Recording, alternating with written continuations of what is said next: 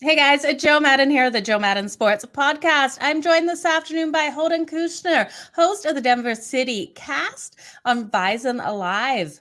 How are you doing today, Holden? I am so great. I am so excited. We got a big hockey game tonight. We got baseball. There's nothing better than daytime baseball because if you ever need a nap, like that white noise is so awesome. I was telling you, I got little kids. Me and my son, I stayed home with him for the first year and a half of his life. I used to put baseball games on and we both just pass out, drool everywhere. It was great. So we got day baseball, a conference final tonight in the NBA. We got two hockey games tonight. I mean, what could be better, Joe? Everybody complains when the NFL season is over and they forget that we got 1.5 million different things we could still bet on and watch. Oh, absolutely. And I'm excited for the hockey games tonight. Looking for entertaining ones like we saw last night. I know we were talking off air. You really enjoyed the Calgary Flames and the Edmonton Oilers game, as did I. Oh, it was great. 9-6. Are you kidding me? Just for the hell of it, I thought it'd be fun to bet an over 15 in a hockey game. It was a blast, Joe. I was like, you know what? This game's too much fun. I got to get a little action in here. Well, they pushed at 15, but I never thought I'd ever see the day where I'd bet an over 15 in the hockey game. No, not at all. At what point did you get that number of 15? I don't remember. It was a long night last night, Joe. I'll just I think it was leave it at that. You know what it was? It was 7-6 when Calgary went ahead by a goal and it went to one book had it at 15.5. I found a 15. I said, you know what? They're scoring at least 15. At least I could push, but that's what I did. So we'll take the push. Okay, well, we've got an exciting game on our hands tonight with your Colorado Avalanche taking on the St. Louis Blues. Now, I know in the last game, the Avs got the win. They had to work for it, though. What do you think is going to happen tonight? I think tonight they're going to go beat them up pretty good. Bennington was terrific in that first game. He faced at least 53 shots, right? And he saved 3. He only missed 3 of them. The problem now for him, and I kind of look back at that Nashville series, by game number 2, this team had figured out what was going on offensively. You've also got a St. Louis team that is missing 2 of their top defensemen, probably their second and third, right? So we saw just an onslaught from the Avalanche in that first game. And I think we see another onslaught tonight, maybe 45 shots, maybe not 50, but I bet you more go in tonight. They should have won that first game 5-2, 6-2. And I see them putting up that 5 or 6 goals this evening.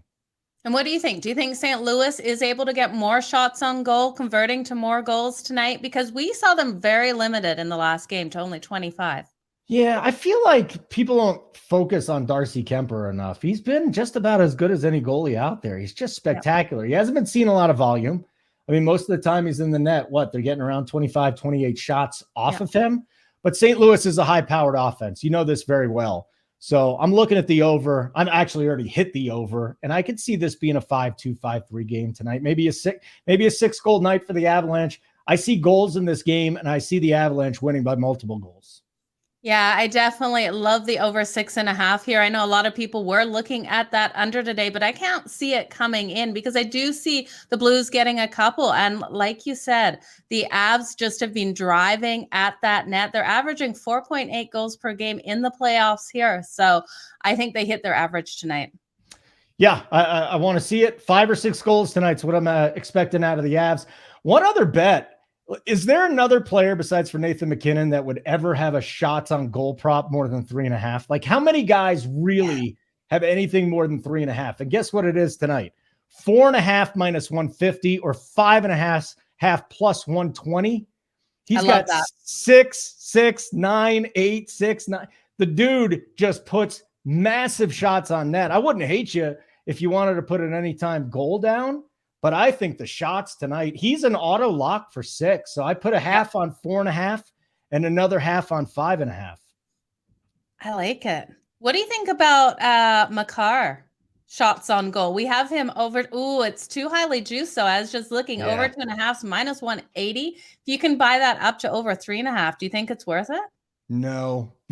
I think they're just, I don't want to get cute, Joe. That's it. Okay. I found my guy. You know what? If you would have asked me this and I didn't have the MacKinnon bet in, maybe I'd give you a different answer. I'm interested in your thoughts on it. But since I'm already in on MacKinnon, I dug a lot on that Nathan MacKinnon prop, and I'm just in love with it. It's a lot, Okay. though. 3.5 for Makar is like 3.5 is a lot of shots on goals, too. Yeah. But Like, we look 54 shots on goal in the last game. I'd be yeah. interested to see what Makar had in that last game because in my mind, it's around 7. Could be totally off here. It's something I have to look up, but I think he's another one who is going to get those shots tonight. So it should be a great game because he's had 7 assists in the last 10 and 10 points Yeah. so far in the playoffs here. He's just been absolutely phenomenal. Joe, you know what's interesting about game 1, though, was the studs really didn't do much. Mikko Rantanen, Mikko the Freako, as I call him. It's my daughter's favorite player. Mikko the Freako missed a slap shot, hit a post. We had 5 posts. They hit 5 posts in that game, right? And it was the secondary players that stepped up. Manson, Gerard, you had all this is how deep the Avalanche are. I mean, they got 3rd, 4th liners going out there and taking care of business. But tonight, I feel like the studs get back into the mix, and maybe that plays into your Makar prop. Yeah, well, their power play is absolutely phenomenal as well. So for St. Louis, they have to stay out of that penalty box if they want to try to keep this one competitive, because give the Avs that man advantage, and they're definitely going to make you pay in this game tonight. Yes, and the last thing to say about this is, if you're not already in on the series price, I mean, I put a futures in on -1.5 and -2 so for the Avs to win in 5 and to win in 6. And after what I saw, the Avs in the first period, the lack of penalties called in that game, I thought about it and I'm like, I don't know how this thing gets past 5 at this point. So if St. Louis wins tonight, then I'll change my mind. Obviously, I don't think it happens. And I think the Avalanche are just so damn good. Oh, they absolutely are. The only interesting thing about the St. Louis Blues, here's a really interesting trend. When they come off an overtime game, it's their last 4 or 5 games they have won after that. Yeah, their last 5 off an overtime game, no matter how they did in that, they've won. So that's the only thing I'm a little bit cautious of. But I look at the Avs, and they are just so strong. I think in regulation is a great way to take this one as well. I don't think this one goes to overtime. You want to know what? There was a bet I hit earlier in the playoffs. It was like Tampa Bay, coming off a loss, had won 16 or 17 straight games. Unfortunately, they won game 1, so we can't do that. But I hope they lose tonight so we could jump on that in a couple of days. Because that's an auto bet at this point. I hope so too. I just want to give a shout out to Dabby Cab here in the chat. Appreciate you jumping in. So have a good time at pitching lessons. Let's move over to the NBA. Good luck to your Avs tonight. I will say it. I really do think it is Calgary and the Avs in the next round. I hope we have that matchup because I'm sure we'll have some spirited shows on that regard. Yeah, I mean, I was already talking trash to you. I thought your boys were going to blow the lead. They didn't. So you know what? Now I'm rooting for Calgary because it's just going to be a blood feud here between the two of us. Get your hatchet out, Joe. Get ready. It's going to get nasty. Oh, it definitely will. Let's look at the NBA tonight. We got the Boston Celtics taking on the Miami Heat. This line has moved over the day. Miami's now only a 1.5 point favorite. Do you know what happened here? Because the last time I checked, what happened? Yeah, because Marcus Smart, their defensive stopper for Boston, was out last game with a hand. He's probable. Al Horford, who a lot of us thought was going to be out for a chunk of this series because he was in protocol, all of a sudden, magically, poof, COVID went away. So he's back in the game too. They got their 2 studs. I feel like I'm happy. I got in at 3.5. Okay. Yeah. I like the over in this game too. You got me, Joe? Yeah, this should be an interesting one. Sorry, you guys. I got you. Sorry, we're having a little bit of internet connections here. Just give us 1 second for this to stabilize. I have a huge storm blowing in. So this is what's happening. I'm watching the trees bend sideways outside. My internet's going, what the heck is going on? How much snow are you getting? How much snow are you getting tomorrow? Because here in Denver, we're expecting a big freaking storm. It's 80 today, and I'm totally over it. I'm totally over this. I am over this too. You know, the other day I was sitting outside in shorts and a tank top. Today, I would have to wear my winter jacket outside. So it's not nice. No. Not nice. I was in my mesh tank top as well, so it was great. I like it. Okay, so who are you taking to win this one? I was not able to understand Okay. you for a couple of seconds there, and that's on my side. Everyone else did. Well, here, I'll tell you again. Marcus Smart is in. He missed game one. Al Horford is in. He missed game one. A lot of people thought he'd miss a few games because he was in protocol. So the two big studs, not big studs, the two big studs are Tatum and Brown.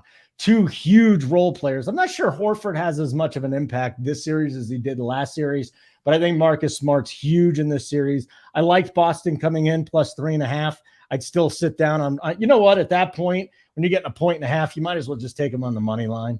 And it's not too late to get in. But again, another low total. I got burned big time in game number one on the total there. I'm going back to the well here. I'm going to go over because I had the under in last game, despite all of my instincts telling me to go the other way. Tonight we'll go over. We'll take the Celtics plus 3.5.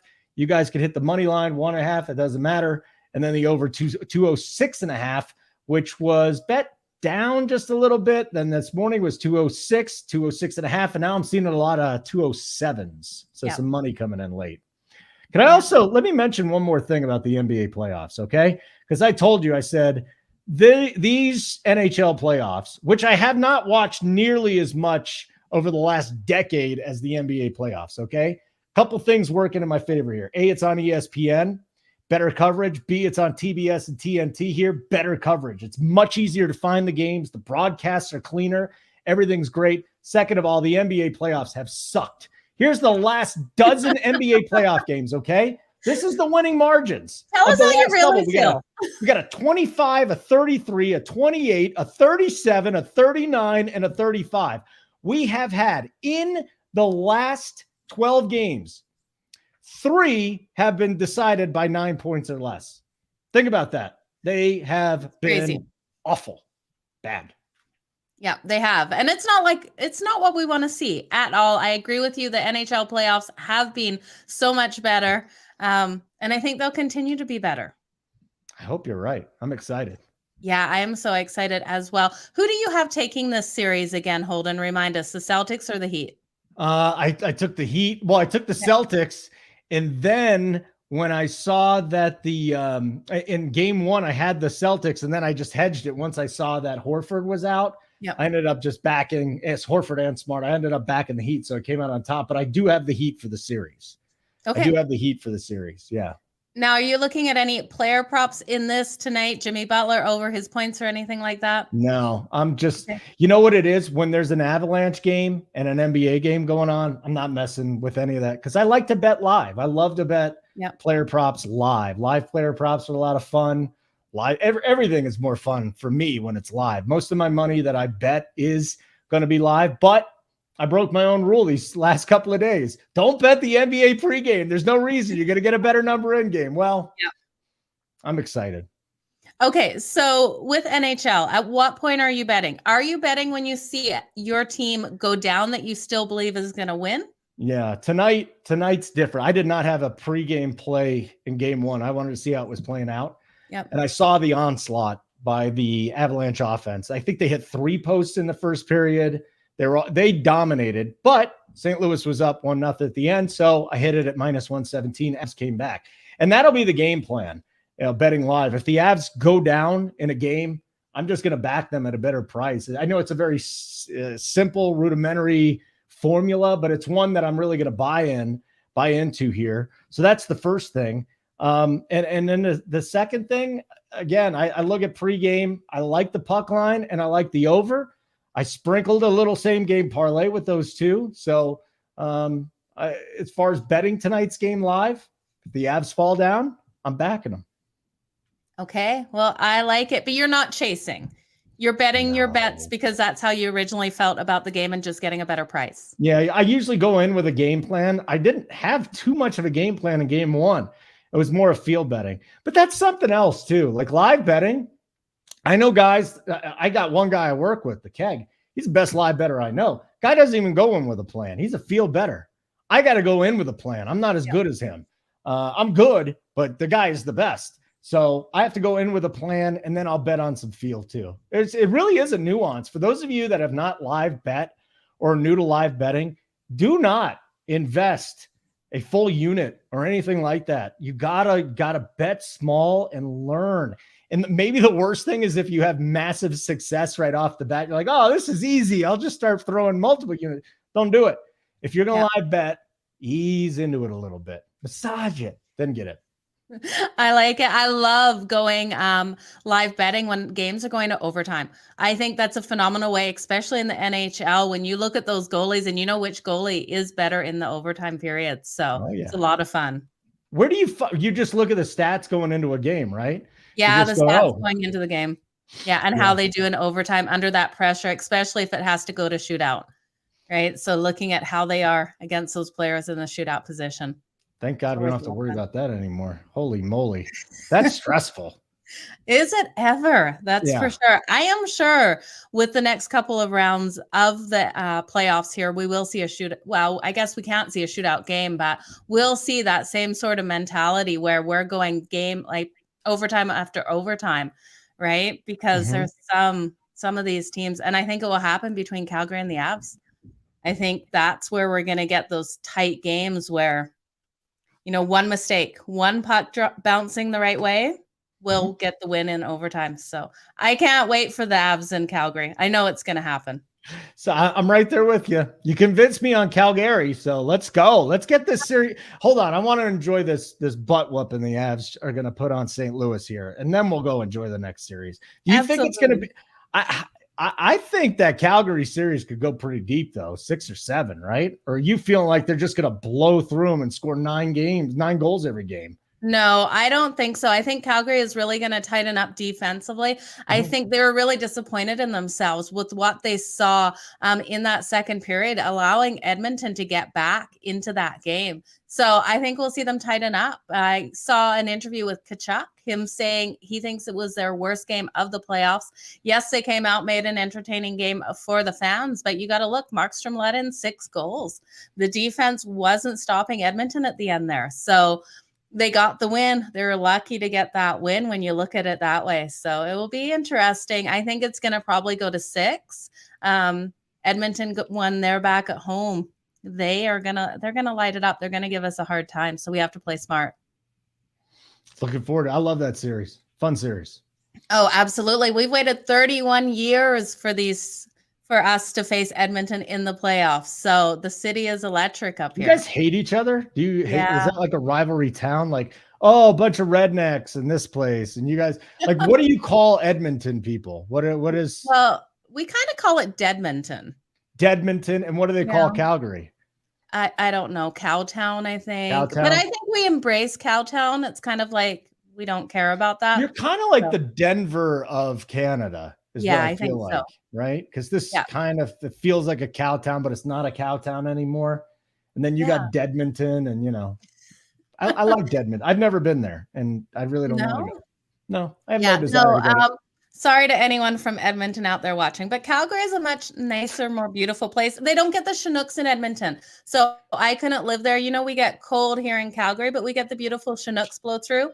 And so we get the sunshine. They don't get that in Edmonton. It's always gray and overcast and freezing.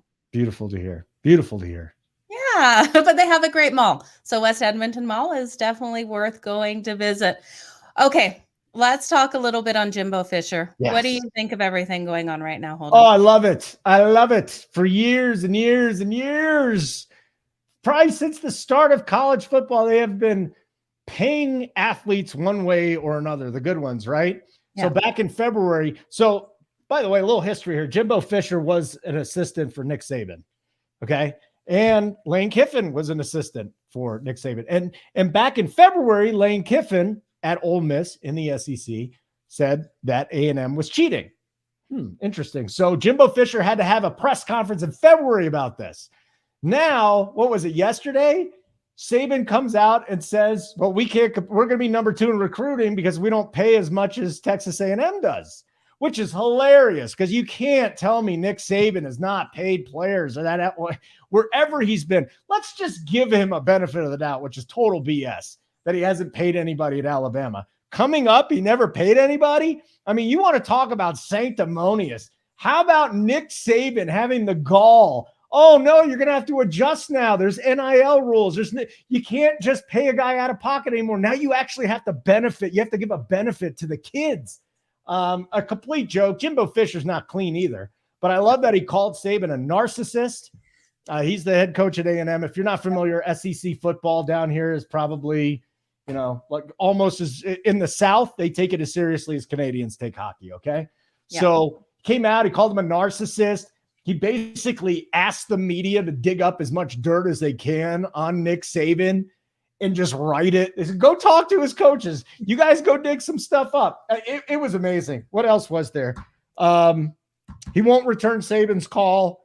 And I just haven't seen anything like this. It's great. It's great. But the thing I wonder now does all this come to a head and the NCAA does something, or do they just turn their head and say, let these guys fight it out themselves? And I'm starting to think that they're just going to let them fight it out themselves. Media day, bare knuckle brawl, Jimbo Fisher knocks out Nick Saban. Get in the ring. Maybe that's what everyone wants to see, right? It'll be interesting to see what happens. I'm pretty sure it's going to be swept under the mat at some point. It will be the storyline for the next couple of weeks, but not seeing it stick around too much. You think it'll stick around? I think everything goes in circles. I think when media day comes about, it'll be a story again. And then when they face each other in October. Yeah, absolutely. I'm going to watch that game. That will be a great one for sure. They might have to have security between the benches. Good. I want to see a fight. Be interesting. Okay, Holden, I'm not going to keep you too long. Let everyone know where to find you on all social media outlets and where to listen to your show. Yeah, you see it there. It's at Holden Radio. I work with VSiN, Vegas Sports Information Network, nationally broadcast sports betting network. And I have a subsidiary here, the Denver City Cast, where all I do is talk about betting the Denver teams. And today I sprinkle a little Jimbo Fisher in there because I absolutely love it. But if you're ever betting teams in Colorado and you want a nice little background, by all means, check the pod out. Denver City Cast, presented by Bet Rivers, Joe. Okay. Holden, thank you so much for joining me here. We definitely have to do it again. I know I get to guest on your show coming up here, so excited to do that. But you guys, I will be back here tomorrow with another Joe Madden Sports podcast. Everyone have a fantastic night and all the best in all of your bets.